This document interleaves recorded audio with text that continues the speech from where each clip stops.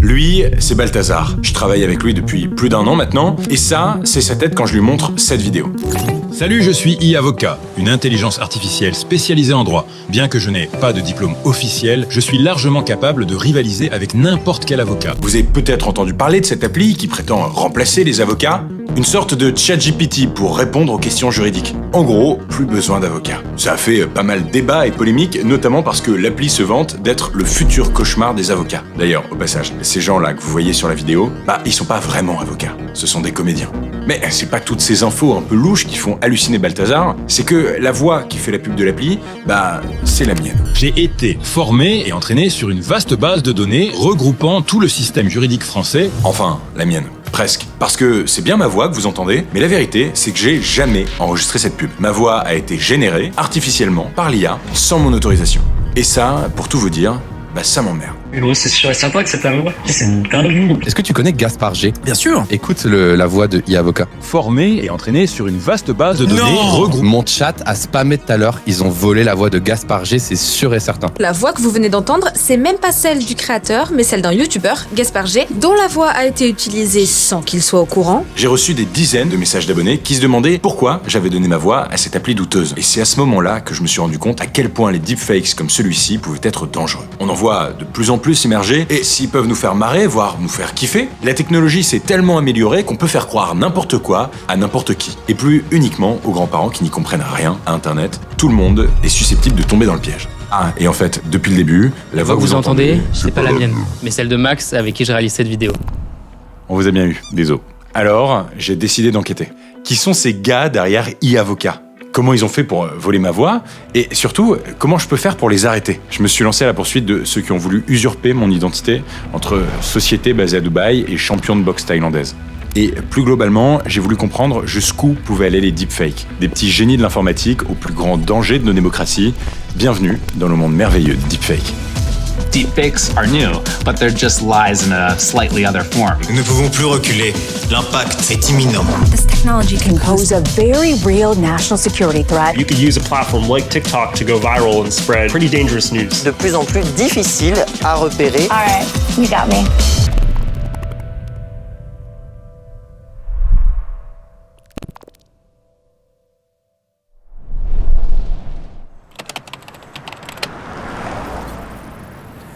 Quand j'ai commencé mon enquête, j'avais besoin de savoir à qui et à quoi je m'attaquais réellement. Alors, j'ai décidé d'aller prendre un café avec un de mes meilleurs potes, Antoine versus Science, qui, non content d'être un très bon vulgarisateur scientifique, est aussi chercheur au MIT sur le sujet. J'ai plein de questions pour toi, gars. Dis-moi. J'ai 1000 questions. Gaspacho, c'est quoi ton problème? Je suis en train de bosser sur une enquête, sur les deepfakes. On est un peu au début, là. J'ai envie de poser les bases, déjà, sur ce que c'est qu'un deepfake. Ouais. Deepfake, c'est deep learning fake. Donc c'est pas juste bidouiller, faire des fausses vidéos. C'est faire des fausses vidéos en utilisant le deep learning. Et le deep learning, c'est le moteur, c'est la technologie qu'il y a en dessous de l'intelligence artificielle. C'est l'idée que tu as des réseaux de neurones, des modèles à qui tu donnes des données pour les entraîner, pour générer un résultat. Donc là, les données, c'est les vraies vidéos de la personne. Tu les fais rentrer dans ta machine, ça mouline, c'est ce qu'on appelle l'entraînement du modèle qui va se régler en fonction de la personne, de sorte à ce qu'il puisse générer un nouveau résultat, une nouvelle vidéo truquée de la personne. J'ai envie de savoir d'où ça part, en fait. Ça vient d'où, le début des deepfakes? En fait, il se passe un truc en 2014 qui change tout. T'as un mec qui s'appelle Ian Goodfellow, qui a un labo à Stanford, et il sort un papier qui est le plus important des 10 dernières années en intelligence artificielle. C'est un papier qui s'appelle GAN. G-A-N, ça veut dire Generative Adversarial Network. C'est méga important parce que c'est la putain d'idée qui permet de développer toutes les formes d'intelligence artificielle générative. On utilisait déjà de l'IA, mais surtout pour des tâches de classification, tu vois, avec les images. Je te montre une photo de quelqu'un qui cuisine et ton IA est capable de dire c'est quelqu'un qui cuisine, tu vois. Ouais. Ou genre tu montres 2 images, ça c'est Gaspard, ça c'est Antoine, et il est capable de trier. Ça c'est de la classification. En gros, un GAN, c'est un truc en 2 parties. Tu sais, dans le mot, t'as générative. Le deuxième mot, c'est adversarial. Adversarial, ça veut dire que c'est la compète. C'est la compète entre 2 IA. T'as une IA qui essaye de générer des nouvelles images de deepfake, et t'as une autre IA qui essaye de détecter si c'est un deepfake ou pas.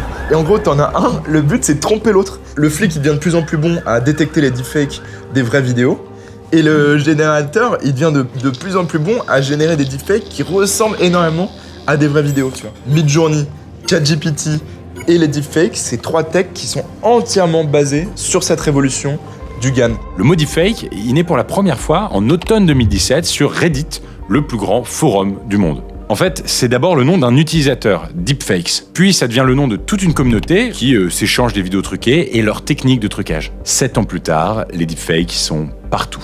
Leur nombre augmente de manière exponentielle, tout comme leur qualité. Mais ce qui est encore plus fou, c'est la facilité aujourd'hui avec laquelle on peut les créer. Là où avant il fallait être un petit génie du numérique, un as du code, aujourd'hui, des sites proposent des interfaces grand public pour produire soi-même ses propres deepfakes sans aucune compétence technique. Comme OpenAI par exemple, qui vient d'annoncer un outil pour réaliser des vidéos ultra réalistes en se basant simplement sur une phrase consigne. On appelle ça un prompt.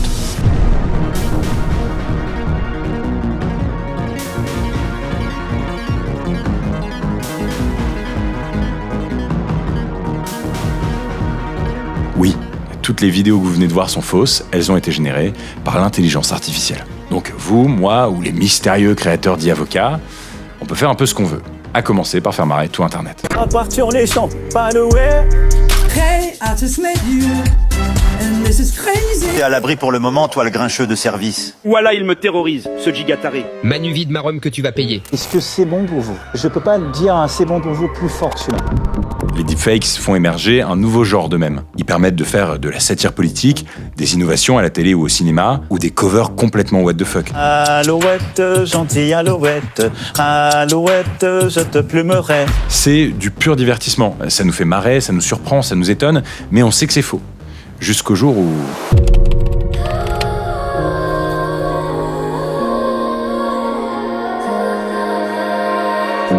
Elle a les cheveux dorés, la peau bien bronzée. Elle boit du daiquiri, elle m'appelle ma chérie. Les gars, c'est fou, c'est vraiment ouf. Hein. Il est incroyable, il est mieux que le vrai. Sur moi t'as tout misé, mais je suis qu'une enfant. Là, c'est vraiment bluffant, cette chanson, elle a bluffé tout le monde cet été. Sauf que maintenant on le sait, Angèle n'a pas vraiment enregistré cette musique en studio.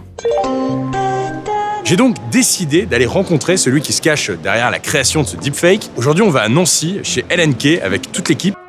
Salut, c'est LNK, et c'est moi qui ai fait la coveria d'Angèle. De temps en temps, je te mentais, je te disais que tu me manquais. J'ai pas fini de chanter, comment non je peux sauter. Je suis hyper content parce que c'est la première fois que je rencontre, en vérité, un artiste que j'ai poncé tout l'été. Est-ce que tu peux m'expliquer un peu ce que c'est que cette reprise pour ceux qui seraient peut-être passés à côté? Bah en fait, c'est une reprise IA. J'ai pris un son qui existait déjà, en l'occurrence Sayen de EC Gazo, et j'ai refait une prod derrière. J'ai chanté moi par-dessus pour donner un style un peu plus Angèle à la voix, quoi. Du ice et de l'or, comme près du corps, l'argent de la mort. Et grâce à l'IA, j'ai transformé mon timbre de voix en celui d'Angèle, en fait. Voilà, j'ai fait une reprise, j'ai publié ça. À la base, c'était juste un extrait sur Twitter. Ça a bien marché très vite, donc on m'a demandé la version complète, je l'ai fait, et puis là, c'est pareil, ça a explosé. Est-ce que, depuis, tu as eu un contact avec Angèle ou ses équipes, ou même les équipes de L'Enfoiré et Gazo? Angèle, pas directement, mais ouais, j'ai pu parler à des mecs de la team de EC et Gazo, qui ont apparemment bien pris le truc, donc c'est cool. Il y a beaucoup de gens qui s'inquiétaient en mode ouais, fais gaffe, tu vas prendre un procès, machin, parce que c'est un truc super fou encore, les IA, niveau législation. Et en fait, non, j'ai l'impression que tout le monde a bien réagi, donc franchement, ouais, c'est trop cool. Tant que je laisse sur YouTube gratuitement, en libre accès, bon, il n'y a aucun souci, quoi. C'est une cover. Bah exactement, ouais. Comme vous et beaucoup d'autres, je pense, j'ai passé mon été à kiffer sur ce son. Et ce son comme ça, l'air de rien, c'est un vrai point de bascule parce qu'il fait rentrer le deepfake dans une autre dimension. Quand Macron chante « Alouette, gentille Alouette, Alouette, je te plumerai », on sait parfaitement que c'est faux. Mais quand Angèle chante qu'elle a les cheveux dorés, la peau bien bronzée, qu'elle boit du daiquiri et m'appelle ma chérie, bah c'est totalement probable. Elle a les cheveux dorés, la peau bien bronzée. Elle boit du daiquiri, elle m'appelle ma chérie. Ouais, moi non plus. Je sais pas si c'est génial ou totalement flippant. Alors, j'ai voulu tester moi aussi. J'ai demandé à LNK de me produire une chanson. En fait, j'ai envie de faire l'expérience, voir si c'est crédible. Voilà le plan. Je vais annoncer à mes meilleurs potes que j'ai été approché par un label pour faire un single et je vais leur faire écouter le son en avant-première. Pour que le piège fonctionne, il faut un cadre plausible. Avec mon équipe, on invente donc un projet d'album de reprise en hommage aux plus grandes chansons françaises chantées par des youtubeurs. Le label m'a demandé de reprendre la grande chanson de Jodassin, Et si tu n'existais pas, version 2024. Et si tu n'existais pas. J'ai ma meilleure pote qui n'en peut plus de m'entendre chanter parce que je chante beaucoup dans la vie, pas très bien, mais je chante. Sois mon amour, papa. Et un autre qui est vraiment genre chanteur-compositeur. Et en fait, j'ai envie de les pranker, j'ai envie de voir un petit peu, tu vois, leur réaction. Et savoir si eux, ils captent que c'est un deepfake ou pas, sachant que c'est des mecs et des nanas avec qui j'ai passé des centaines et des centaines d'heures. Pour pouvoir créer le modèle, tu peux expliquer un peu ce qu'on a dû faire? Pour créer un modèle, en fait, faut à peu près 10-15 minutes de voix isolée. Ce que t'as fait, c'est que tu m'as envoyé 10-15 minutes de toi qui chante. C'est vrai que c'était assez inconfortable parce que moi, c'est pas mon job, tu vois. En plus, ouais, c'est le pire truc parce qu'en fait, j'ai 10-15 minutes de toi sans effet, sans rien. Et du coup, ouais, je transformais le son un peu en mode pop, tout ça. En fait, le chanteur de cette chanson, c'est toi. Et si tu n'existais pas? T'as pris un modèle de ma voix et tu l'as mis sur ton propre timbre. J'ai pris ton timbre, je l'ai mis sur le mien. Mais on a pris son talent, et c'est ça le plus important. C'est fou. C'est fou.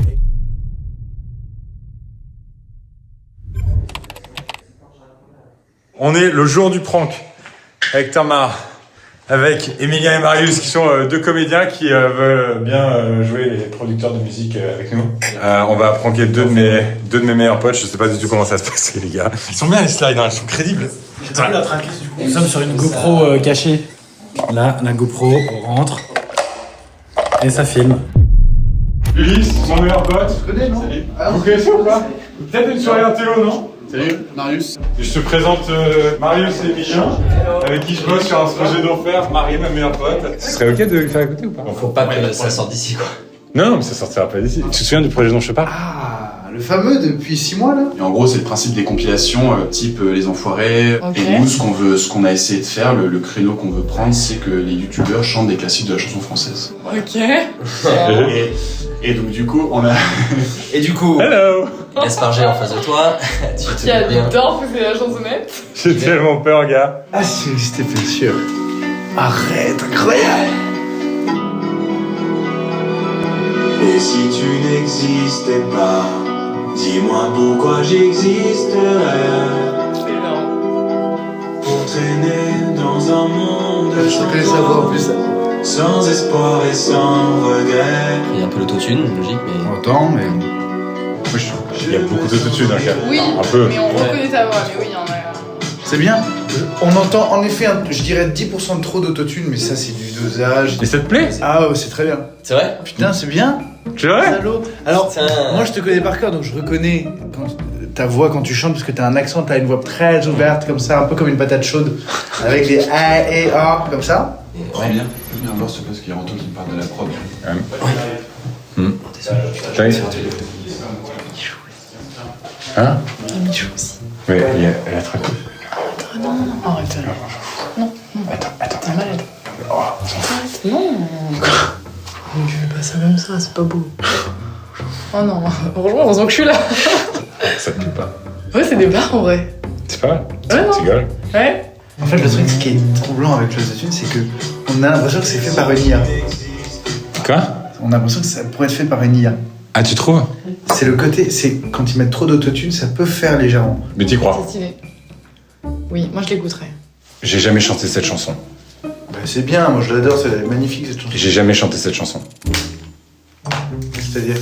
Tout ça, c'est un prank, c'est une caméra cachée pour mon truc sur les deepfakes. Je sais que c'est pas vrai. Quoi? C'est vrai ou c'est pas vrai? Ça n'existe pas, je suis désolé, c'est une caméra cachée, c'est deux comédiens. C'est vrai? C'est pour mon enquête sur les deepfakes. Il y a une caméra qui est là. Il y a une caméra qui est juste là. Pourquoi tu m'as posé tant de questions, genre ça va marcher ou pas? J'étais là genre... Je voulais savoir si j'en sais rien si ça va bien marcher. J'ai jamais chanté cette chanson. Je te l'ai dit que c'était quand même une IA qui avait fait tout ça. C'était bien ou pas? C'était bien ou pas bien? Mais tu sais qu'en plus de ça, je veux dire... Non, c'est pas bien. Et si tu n'existais pas, dis-moi comment j'existerais. Je pourrais faire semblant d'être moi, mais je ne serais pas vrai.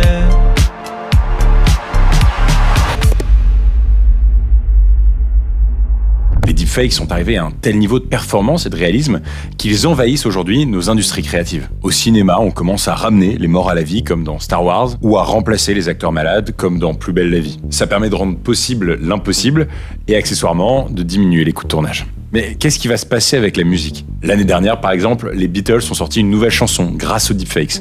À Hollywood, une grève historique a éclaté en 2023. Pendant plusieurs mois, les tournages ont été arrêtés.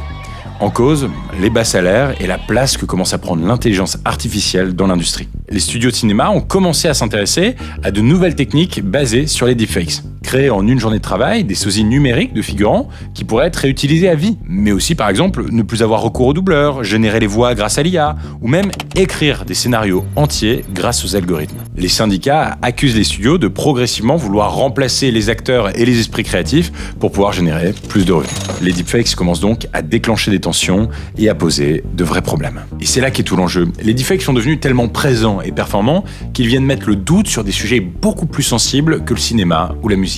Tout ça commence à poser un vrai problème de société. Et de plus en plus de personnes voient leur vie basculer à cause des deepfakes. Moi, je viens de tomber sur un truc horrible. Tu sais ce que c'est le deepfake ? Non. Mais quoi ? Ouais, c'est des gens qui font des montages, ils mettent ta tête sur le corps d'une femme nue. C'est horrible. C'est très étrange, quoi. Ça crée une espèce de malaise, une espèce de honte. Et puis ma deuxième réaction, ça a été de me dire où sont ces photos, de cliquer sur le compte, de voir qu'elles étaient publiques et de me dire j'espère que personne les a vues. T'as des gens qui partagent ça, encore une fois, sur tout un tas de forums et qui se rincent l'œil là-dessus. Enfin, je sais pas si vous vous rendez compte de l'ampleur du problème. En fait, les deepfakes, c'est principalement ça. Aujourd'hui, 96% des deepfakes en ligne sont des deepfakes porno. Et parmi eux, 99% ciblent des femmes. Comme le dit bien Léna, le mode opératoire est toujours le même. Utiliser le visage d'une femme, connue ou pas, pour le coller sur le corps d'une autre femme qui a tourné dans une vidéo porno. Et ce qui frappe, c'est l'hyper-réalisme de ces vidéos qui peuvent vraiment porter à confusion. En février dernier, un deepfake porn de Taylor Swift a été vu 47 millions de fois sur X. Les fans de la chanteuse ont été scandalisés et ont lancé une grande opération de riposte numérique en publiant leurs photos préférées de la star pour parasiter l'accès à ces contenus porno. Tout ça est remonté jusqu'à la Maison-Blanche qui a demandé une nouvelle législation pour interdire la création de ces images. Est-ce que tu peux me faire un clap ?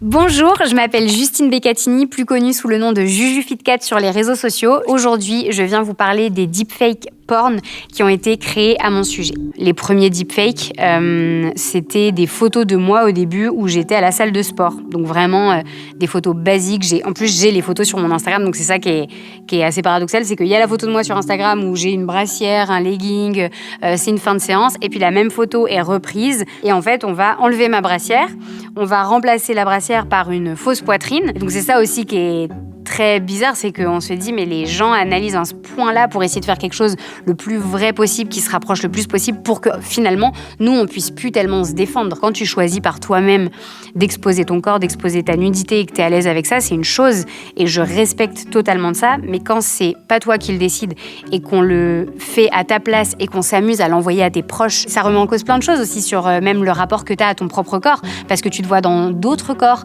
vu qu'on fait des deepfakes avec d'autres poitrines, avec d'autres fesses, et donc tu te remets en question sur finalement est-ce que tu es assez bien physiquement. Enfin, il y a tellement de choses qui en découlent et je pourrais et je devrais dire aux gens, puisque c'est la réalité, que ça m'atteint vraiment profondément et qu'il y a eu des moments où ça a été vraiment dur à gérer et tout, mais je sais tellement que quand je dis ça, ça déchaîne des commentaires de arrête de te plaindre avec le métier que tu fais ou avec l'argent que tu gagnes, c'est bon, stop.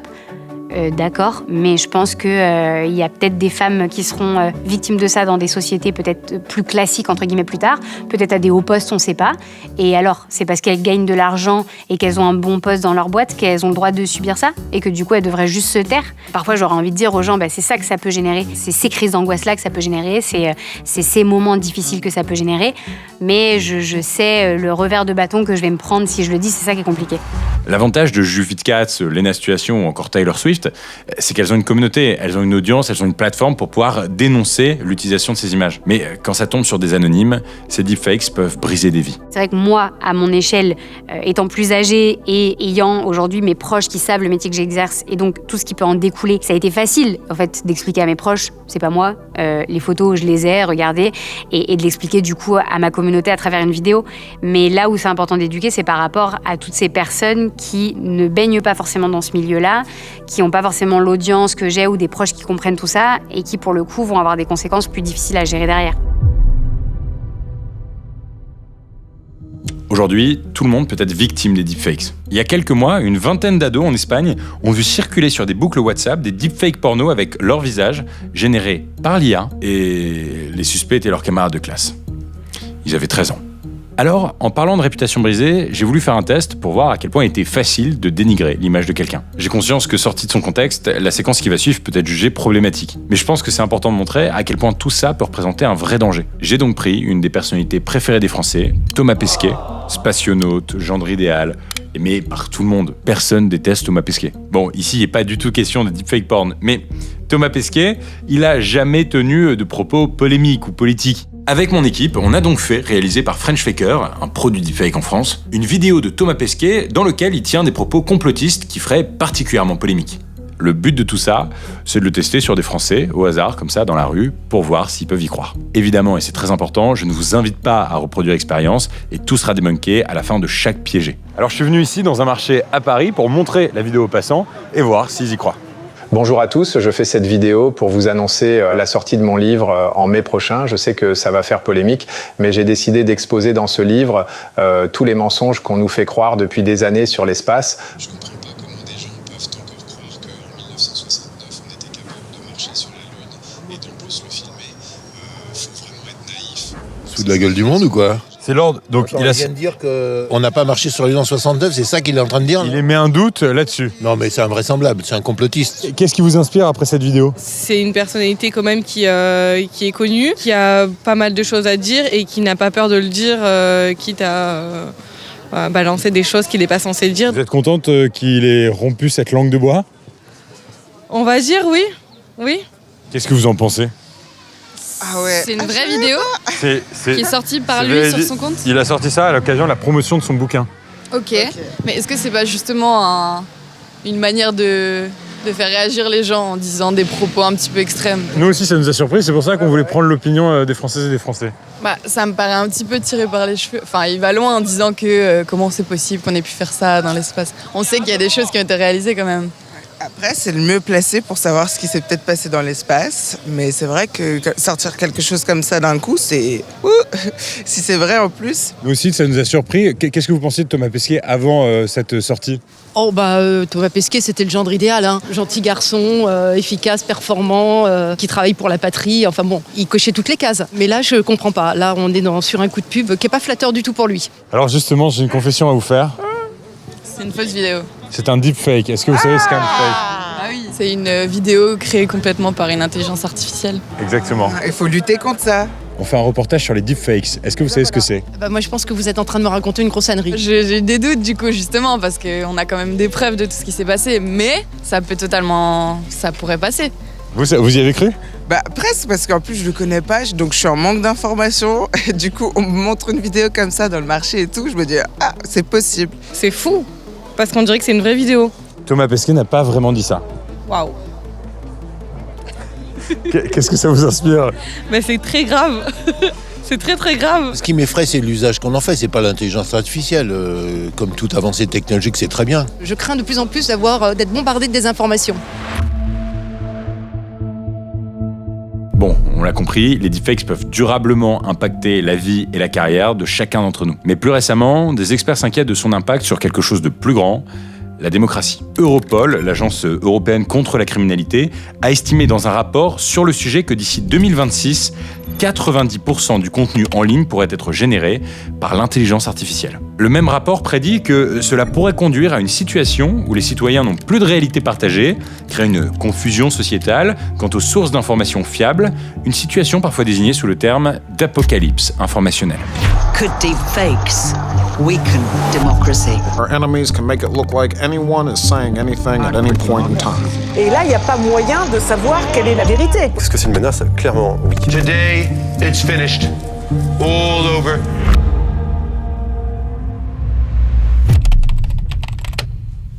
Allez, ça tourne pour moi. Ça tourne au son. Les images, depuis toujours ou presque, nous aident à mieux comprendre le monde. Elles sont un peu la preuve ultime du « je crois que ce que je vois ». Alors, lorsqu'il faut déformer la réalité, on s'en prend aux images. Et quel meilleur outil en 2024 que les deepfakes? Mais c'est loin d'être la première fois qu'une nouvelle technologie peut tromper une population tout entière et bouleverser notre rapport à la réalité. 1898. À ce moment-là, la guerre fait rage à Cuba entre l'Espagne et les États-Unis, et l'inventeur Thomas Edison est un des premiers à produire des films d'actualité. L'époque est au reportage sensationnaliste. Alors, lorsqu'il envoie sur place un caméraman et que celui-ci revient avec un film où il se passe pas grand-chose, le mec va tourner dans le New Jersey des reproductions de batailles et d'assassinats pour rendre son film plus dramatique. Ouais, Thomas Edison était un peu une drama queen ou un roi des fake news avant l'heure, mais surtout, ce genre de film a permis d'attiser l'indignation du public américain et son soutien au conflit qui a quand même provoqué la mort de 8000 personnes. Faut se remettre dans le contexte. À l'époque, les films viennent à peine d'être inventés. Personne n'est habitué à ce nouveau média, peu de gens le comprennent, c'est un peu de la magie. C'est donc vraiment simple de tromper une population, de vendre une guerre. Près de 130 ans plus tard, on retrouve la même problématique. C'est pas la même technologie, mais c'est le même problème au fond. Des faux discours de Macron, de Biden, de Zelensky ou encore de Poutine commencent à voir le jour. Des vidéos qui peuvent tromper, influencer l'opinion, désinformer et faire perdre confiance en les médias. Laissant ainsi la voie libre aux théories complotistes et aux faits alternatifs. You are fake news. Si l'on ne peut plus croire ce que l'on voit, alors qu'est-ce qu'on peut croire ? Où est la réalité ? On est sur le point de rentrer dans un monde où, comme le prédisait le rapport d'Europol, il n'y a plus de réalité commune et partagée de tous. 4,1 milliards. C'est le nombre de personnes qui vont voter cette année. 2024, c'est une année décisive pour l'avenir de la planète. 77 élections vont avoir lieu. Parmi elles, les européennes, que vous pourrez suivre sur la chaîne, la présidentielle russe, les législatives en Inde, et bien sûr, la présidentielle américaine. Cette dernière voit une explosion de deepfakes utilisés dans la bataille pour l'opinion. Lors des primaires américaines, de nombreux citoyens affiliés au camp démocrate, le camp de Joe Biden, ont reçu un étrange appel du candidat leur disant de ne pas aller voter pour la primaire démocrate, pourtant très stratégique, et de voter uniquement au vote final de novembre. Cet appel était évidemment un deepfake. We know the value of voting Democratic when our votes count. It's important that you save your vote for the November election. C'est marrant parce que le deepfake que tu viens de me montrer, je le connais parce que je reviens des États-Unis. Je suis allé parler avec des fact-checkers américains, des gens qui font le même travail que moi, de la vérification de l'info. Et je leur ai dit, qu'est-ce qui vous inquiète le plus pour la prochaine campagne américaine? Et le premier exemple que m'a donné la journaliste américaine, qui était spécialiste de ça, elle m'a montré la même image et le même son que tu viens de me montrer. Parce que elle disait, ça peut vraiment faire basculer une élection. Faut bien se mettre dans la peau d'un électeur américain. Ce genre de message, lui, il en reçoit tout le temps. C'est-à-dire que le fait de recevoir un message politique par téléphone, qui est un message enregistré, il va se dire, bon, c'est un audio habituel d'un candidat politique. Il va pas forcément se méfier de ça. Dans cette année qui est particulière, cette année électorale importante partout dans le monde, on le voit, il y a plein de mouvements politiques, plein de candidats politiques qui ont bien compris que, en utilisant habilement des deepfakes, peut-être qu'ils pourraient avoir un impact. Certains parlent de cette méga année électorale comme d'une année crash test pour voir l'impact des deepfakes en politique. On a des élections européennes en juin prochain. Est-ce qu'il y a un petit malin qui va réussir à nous passer un deepfake qu'on va avoir du mal à repérer? On va voir. Le plus inquiétant serait pour moi qu'un deepfake, surtout audio, arrive dans les 2 jours avant une élection. Pourquoi ces 2 jours avant l'élection, ils sont particulièrement clés pour moi? Parce qu'il y a ce qu'on appelle un silence électoral. C'est-à-dire que nous, les journalistes, si on voit une fausse information circuler dans ces 2 derniers jours, à la télé, j'aurais pas le droit d'en parler. Parce que j'ai pas le droit de parler de politique à ce moment-là. Donc ça va circuler sur les réseaux sociaux à la veille d'une élection sans que nous, on puisse faire le contrepoint. Le seul contrepoint qui sera fait, il sera sur les réseaux sociaux et sur Internet. Et ça, c'est un vrai problème. Donc un deepfake très bien fait qui arrive 24 heures avant une élection, ouais, ça m'inquiète beaucoup. Et il y a déjà eu des exemples très clairs. En Slovaquie, pendant les élections législatives, le leader du parti progressiste, qui s'appelle Michal Šimečka, a été victime d'un deepfake audio. En fait, on l'entend avoir une conversation avec une journaliste où il dit qu'il va truquer les élections. Le deepfake a ensuite été démenti par l'AFP, mais le timing était très bien calculé. L'enregistrement a été posté 48 heures avant le second tour des élections. Résultat, Šimečka perd le suffrage alors que tous les sondages le donnaient gagnant. On me dit à chaque fois, mais comment on peut lutter contre les deepfakes? Mais le problème du deepfake, c'est que la vitesse de progression des deepfakes, elle est phénoménale. Moi, j'ai jamais vu ça. Une technologie qui s'améliore de façon aussi rapide, c'est du jamais vu. On n'a pas encore eu d'élection avec ce niveau de sophistication de la technologie. C'est la première fois. Donc on va voir ce qui se passe. En envahissant les réseaux sociaux, les deepfakes rendent flous les faits avérés sur lesquels se base le débat. L'époque est à la fake news partout et à la vérité nulle part. Alors la confiance diminue, la vérité disparaît et donne place à la croyance. On croit à des discours, à des faits alternatifs, à des personnages. Peu importe si ce qu'ils disent est vrai ou faux, on ne fait plus confiance aux faits. Alors, jusqu'où tout ça peut aller ? En 2022, une chaîne de télé ukrainienne a été piratée et a diffusé un deepfake de Volodymyr Zelensky annonçant la capitulation de son pays et demandant à son armée de déposer les armes. Rapidement, la supercherie a été exposée. Mais est-ce que ça se serait passé pareil dans un pays autoritaire où toute la presse est contrôlée ? Si demain, une dictature veut entrer en guerre, qu'est-ce qui l'empêche concrètement aujourd'hui d'utiliser des milliers de deepfakes pour convaincre et s'assurer du soutien de la population et de son armée ? Quelque temps avant l'invasion de l'Ukraine par la Russie, les États-Unis ont révélé que les services secrets russes avaient mis au point un plan pour diffuser des deepfakes justifiant l'invasion. Les deepfakes peuvent-ils mener des pays entiers à la guerre et venir nourrir la propagande ? Du coup, j'ai demandé à l'intelligence artificielle elle-même, j'ai demandé à ChatGPT, l'oracle des temps modernes, quels étaient les risques des deepfakes pour nos démocraties et l'avenir de la planète. Et voilà ce qu'elle m'a répondu, des deepfakes pourraient être utilisés pour fabriquer de fausses preuves d'agression ou de menaces de la part d'un autre pays, créant ainsi un prétexte pour entrer en guerre. Est-ce qu'on n'aurait pas créé un monstre ? Artificial intelligence. They're getting hyper-realistic. Legislation to govern the use of artificial intelligence. The human-centric approach respecting fundamental rights. There are some dangers deriving from artificial intelligence. Some videos have depicted made-up futures.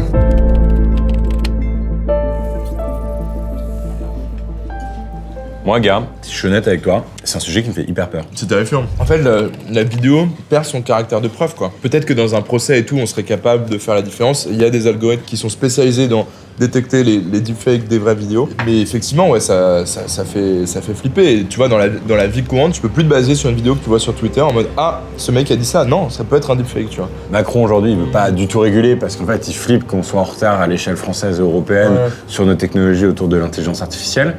Mais du coup, j'ai peur qu'on s'entraîne dans une espèce d'abîme où plus rien n'est vrai, plus rien n'est faux, tout est... En fait, ça a complètement changé notre rapport aux images et tout, mais d'un côté, pour relativiser un petit peu aussi, ce rapport-là aux images, on l'a déjà changé un peu, par exemple, sur les photos, tu vois. Sur Insta, au début, tout le monde regardait ça et se dit wow, what the fuck et tout, ce mec, il est vachement plus beau que moi. Et en fait, genre, on s'est rendu compte que il y avait plein de faux, beaucoup de Photoshop, etc. Et puis, doucement, c'est pas encore complètement fait, mais on a un œil qui est devenu un peu plus critique sur les images, en particulier sur ce qu'on voit sur Insta. Puis maintenant, c'est le tour de la vidéo, donc d'un côté, je serais pas catastrophiste en me disant bon bah ça y est, c'est fini, tout le monde va avoir des vidéos fausses et tout le monde va y croire, tu vois. On va aussi, en réaction, nous, les citoyens, avoir un œil qui s'aiguise et prendre les trucs moins pour acquis, comme on l'a fait pour le texte et pour les images avec Internet. C'est pour ça que de plus en plus de pays cherchent à réguler les deepfakes, pour les empêcher de devenir des outils de propagande de masse et de corrompre nos démocraties. Mais comme toujours, réguler prend du temps. La loi est plus lente que la technologie. Alors, pour cette année pourtant si décisive, c'est un peu freestyle. Freestyle, c'est un peu ce que e-avocat s'est permis de faire avec la loi, mais surtout avec ma voix. J'ai retrouvé les gars derrière cette application, et même s'ils n'ont pas répondu à mes mails, j'ai quelques infos sur eux. Le boss s'appelle Issam Regui, j'ai retrouvé sa trace, même s'il se fait franchement très discret sur internet, et pour cause, la société qui édite e-avocat est basée à Dubaï. Issam, c'est un ex-champion de Muay Thai, qui est la boxe thaïlandaise. Je pense pas que l'impact carbone d'un Paris-Dubaï vaille le coup d'une rencontre avec ce monsieur. Si accessoirement je peux garder mes chicots, ça me va aussi. Bon, j'ai l'impression que j'ai pas vraiment de solution juridique pour empêcher l'utilisation de ma voix, mais il y a quand même peut-être une solution pour empêcher l'IA et les deepfakes de proliférer. C'est l'IA elle-même. En fait, de plus en plus d'intelligences artificielles sont entraînées et développées pour détecter les deepfakes. Mockingbird, un logiciel basé sur l'intelligence artificielle développé par la société McAfee, promet de pouvoir combattre les deepfakes audio destinés à désinformer ou à arnaquer. Le logiciel les repère grâce à une IA qui remonte aux origines des données du deepfake. Alors faut-il faire confiance à l'IA pour réguler l'IA ? L'IA peut-elle nous sauver d'elle-même ? Alerte de sécurité numérique. Attention, contenu non vérifié identifié. Nous avons détecté que cette vidéo semble être un deepfake. Et si tu n'existais pas, je crois que je l'aurais trouvé.